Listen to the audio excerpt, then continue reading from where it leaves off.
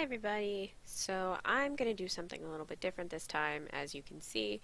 Hopefully you all enjoy it, because I worked really hard on it. Anyway, let me know what you think in the comments below. I can't wait to get back into this, because it's been a while.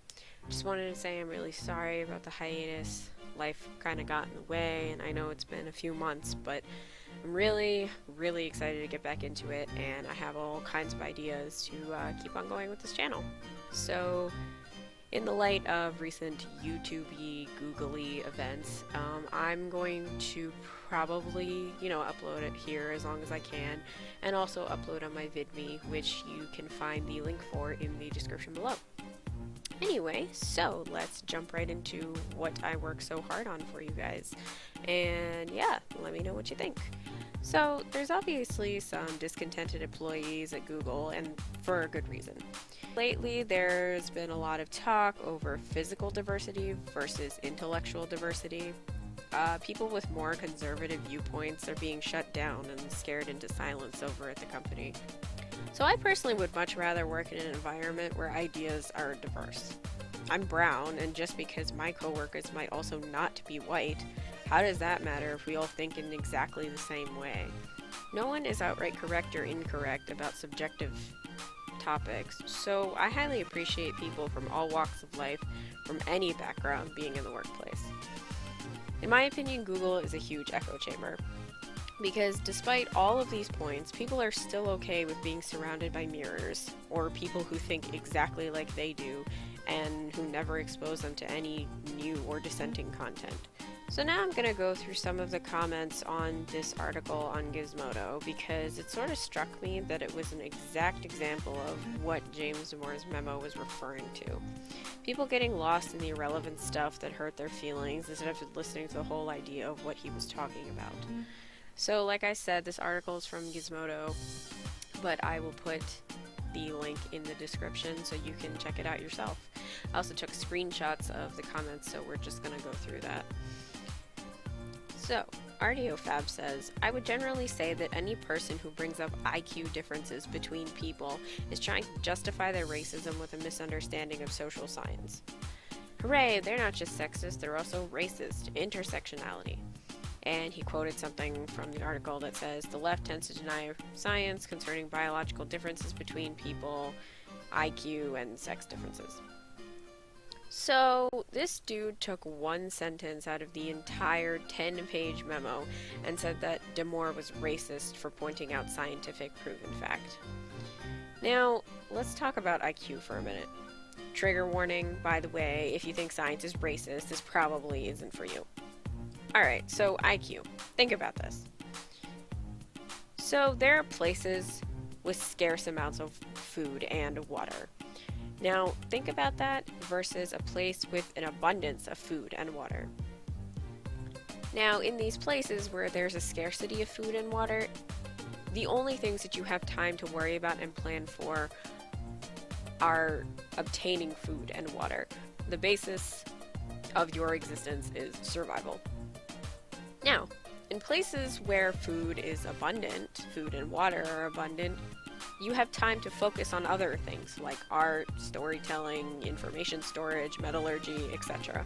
Meaning, certain people, I won't say who, pursued things that led them to being smarter / having bigger brains, because it generally does take a certain amount of intelligence and more intelligence to create metals, to analyze art, to create art, basically do anything that an animal is incapable of doing.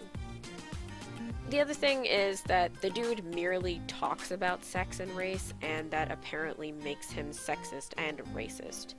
I wasn't aware that talking about certain things apparently makes you a terrible person.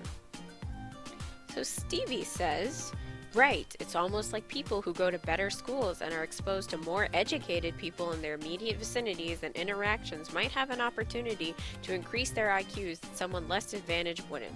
Not like anyone is born with a 170. So, I honestly couldn't tell what this person's point of view was. It kind of sounded like they agreed with the article, but then it also kind of sounded like they were being sarcastic, so maybe I'm just an idiot who doesn't understand that. So, leave your ideas in the comments and please educate me. Alright, so Echochamber, YY whatever, says they are not even trying to hide their racism. They use the word race 8 times in the document. You know who thinks there are different races of people? Colonialists and racists. Humanity is one race, one species with multiple ethnicities. This person does not see other ethnicities as being the same species as themselves. Alright. Wow. 8 times. Amazing. 8 times. Oh, wait. Hang on a second. I'm almost 100% sure that the only people who talk about how bad it is that you don't notice someone's race also say that not noticing race erases their identity, right? So, which is it exactly? Should we not acknowledge race, or should we not erase their identity? So what I'm gathering is that you can't even agree if race exists or not. Also, why are we talking about humanity? Humanity is not a race. Unless this is Mass Effect. So, Juniper and Sage says, it's actually funny because a century ago, women consistently scored lower on IQ tests than men. Then we started formally educating women and they entered the paid workforce and their IQ shot up. They are now consistently a touch higher than men's IQ scores. You'd think this would dissuade arguments like the one this guy is making, but apparently not. He was saying that women excel at certain things while men excel at others. He's not saying women are less intelligent. Jedin says, wow, he's wrong on a lot of things. 1. There is an inherent bias against women's performance. This study on tryouts for an orchestra showed that when the tryouts were blinded, the number of women who got into the orchestra increased by 50%. What? How does that prove that there's a bias against women's performance? 2. Women pay a higher social price for negotiating their salary. Women who wants to get paid more are viewed as abrasive, whereas men who ask for a higher salary are viewed as ambitious. Alright. 2. Exactly. Women care more about their social image than men do. If this so-called ambitious woman was really that ambitious as you say that she is, why should she care what other people think? You can't say that women are empowered and then also say that they need to give a shit what other people think. And since when is wanting to get paid more viewed as abrasive? I've never heard anyone on Earth say that before. 3. People often confuse confidence with competence, which means a lot of big talking men get put into positions of power even when it's clear they are incompetent. Alright, if you fucking confuse confidence with competence, you're an idiot. And competence is really subjective. 4. Companies with a high level of diversity actually perform better financially compared to companies with low diversity. Alright, 4. He's not arguing against diversity, he's actually arguing for it. Why is physical diversity the only way that people see diversity?